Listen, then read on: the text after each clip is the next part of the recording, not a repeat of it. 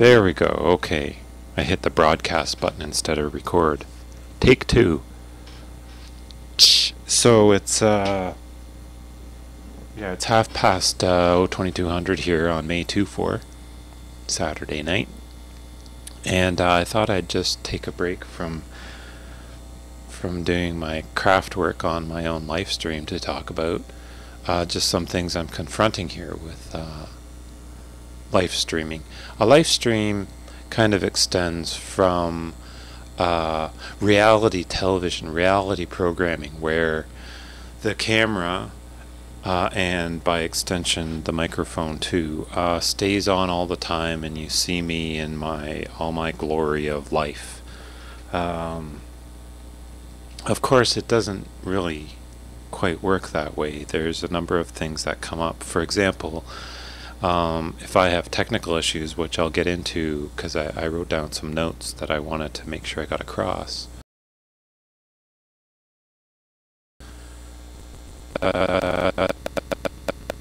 Yeah, I mean, if I have technical issues where I can't do something on my computer unless I turn my camera off.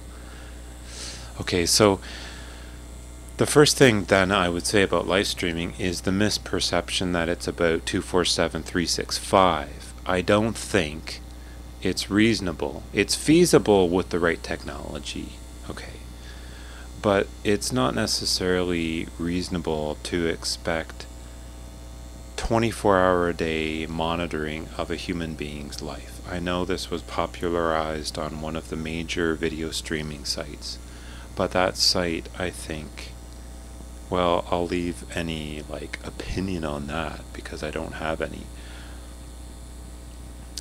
But here's my idea. Here's what I'm confronting, and I drew a little diagram to sort of express it.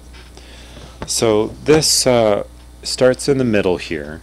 Okay, there's three sections: the bottom section, the middle section, and the top section up here. In this middle section here, this is the timeline, okay? So if we imagine programming, we're programming from the beginning, and then there's a period here, and a period here, and a period here. So what we traditionally are doing with making streaming and certain approaches to streaming on the internet is we do segmented programming. Now this extends from the tradition in, of course, television, where you do a period that is a half an hour, and a period that is a half an hour or an hour, and a period that is a half an hour or an hour. And then you fill that segment of time from beginning to end with one video, or rather one television programming, one television programming, one. So these are three television programs inside of the streaming timeline, which is continuous. Now you might say, well, so is television programming, but television programming relies on having segmented sections because it depends on the broadcaster and the entire structure of the television broadcasting system, which is one that is, I think, perfectly obvious at this century. Well, this is the true nature of streaming, which is very different. And I would say that what you will find with this is there's constant interruptions. There's a constant possibility that you might want to start your stream here, but it's going to end up starting here instead, because here your server crashes, your computer crashes, okay, that would never happen in television.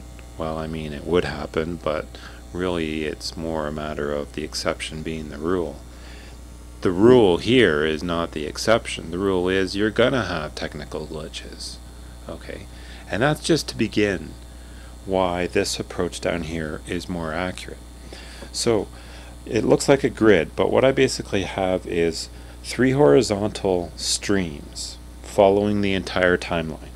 So these, instead of having three segmented programs, three continuous live streams. So this could be 3 hours, it could be an hour and a half, it could be 3 days of programming. the breaks in here show the segments that can occur. Now in reality, they're going to be random, okay? There's going to be all kinds of spaces here and spaces there, okay? But the truth of the matter is that the stream, in theory, goes continuously. And at some point, I put in some sort of a segment, you see. And that's the life stream. So we have 3 streams going continuously. And then you click on your camera to share something, or because you're in front of the camera.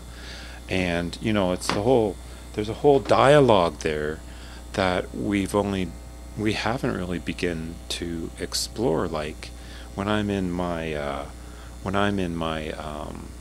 studio here doing my work, half the time the work that I'm doing in here I'm carrying on off camera or in another room, or maybe even another building conceivably.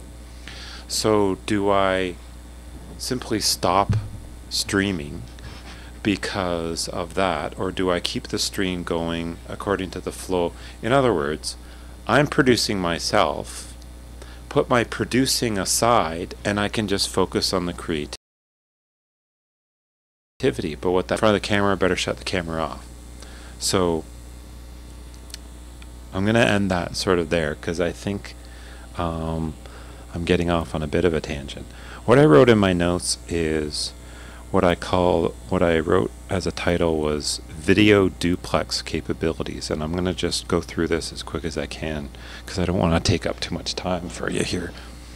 What I mean by video duplex is basically the ability to stream to you, to broadcast, while at the same time going on the internet and viewing broadcasts. So not only do I broadcast to you, you can broadcast to me, or someone else can broadcast to me and I can watch it. In other words, it's a complete full duplex, as opposed to just streaming to you or turning off my equipment and surfing the various video streams that are on the web out there.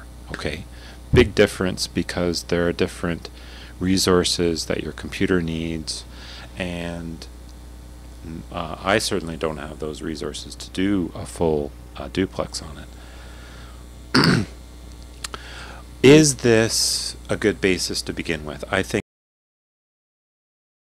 it is, but we divide sort of like the world up between those who stream and those who view the streams. So the active streamer and the passive viewer of the stream.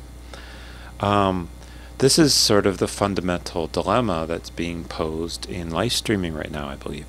So say, for example, just to draw it out to an extreme, you have 100,000 live streams to watch. So therefore you have categories and you divide it up into all of this. Really it comes down to having what I would call a video conference, which you could do with very antiquated technology, or a public live stream. So the question is, therefore, should we say, the question is, what makes one attractive to the observer? No. That's the old traditional way of movie making and television. The real difference with video streaming is that the question we have to ask is, what really makes a passive viewer? What really is the passive viewer? This is the real question that nobody is asking themselves. Anyways, ciao for now.